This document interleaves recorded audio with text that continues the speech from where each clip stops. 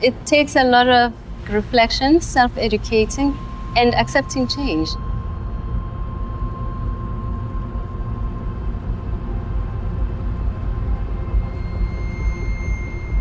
Because people have not been thinking about it. There's a lot of mind shift that needs to happen. So in social conversations, you do realize the need to educate people.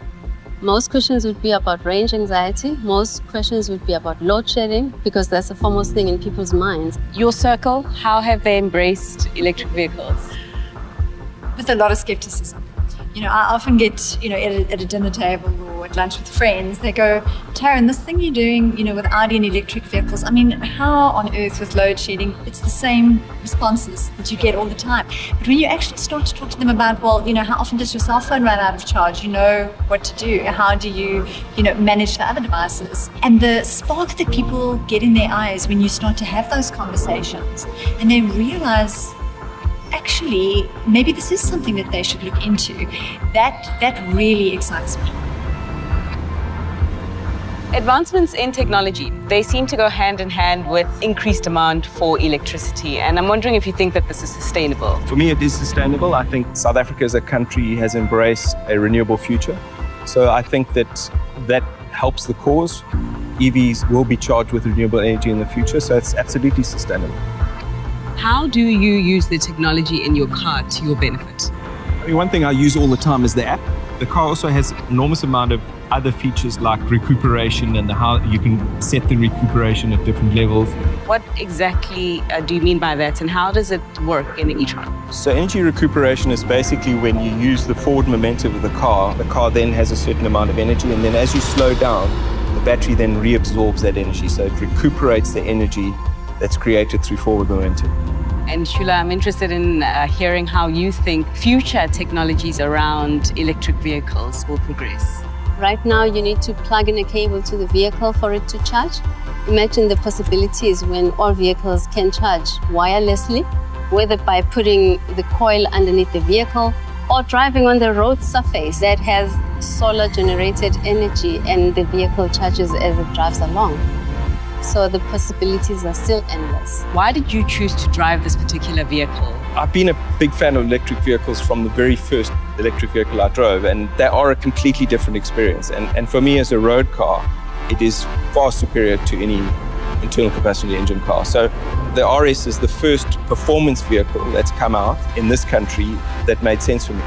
In your view, what makes these cars revolutionary? If you look at an internal combustion vehicle, only about 25% of the energy that's in the fuel goes to propelling the wheels. A lot of the energy is lost in the moving parts. So when you look at electric mobility, about 80% more of the energy that is available in the battery goes to moving the vehicle. That is mind-blowing. Chris, a lot of people say that you sacrifice performance when you drive an electric vehicle.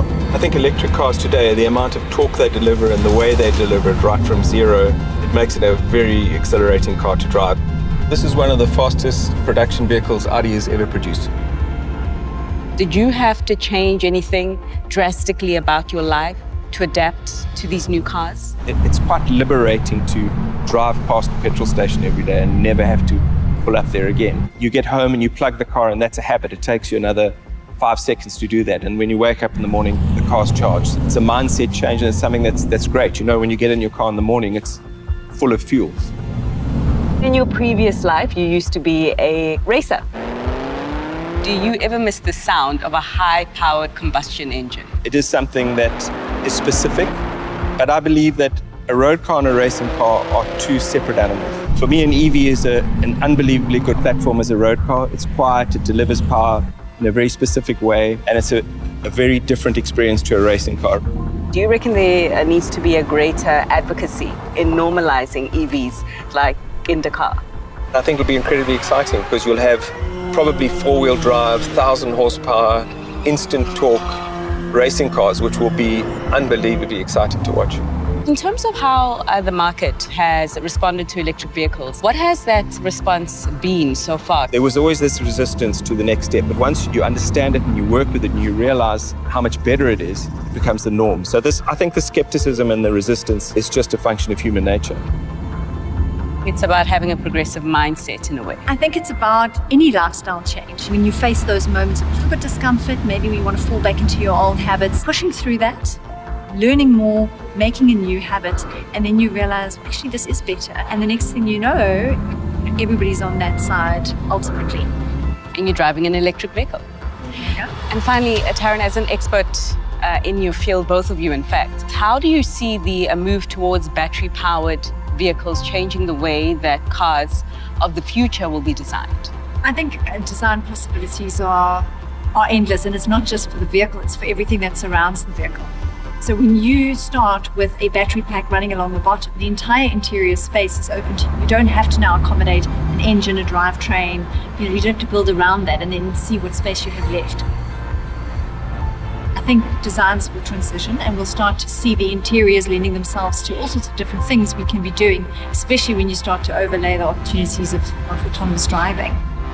If you think about our cell phones, the size of our cell phones when they were introduced and their size now, all that improvement in the design and the technology will translate into better usage of electric vehicles. Do you think that the future is an attitude? The future is shaped by our decisions.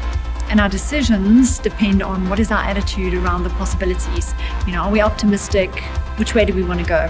We always say our kids are exposed to technology very early, and there's a lot of resistance to technology. But the point around technology, and especially today, they make your life simpler. They add so much value to your life. So embrace it, take it on, and be part of the future. And if you're not, you're really going to be left behind. And that's just part of this evolution where technology will take us.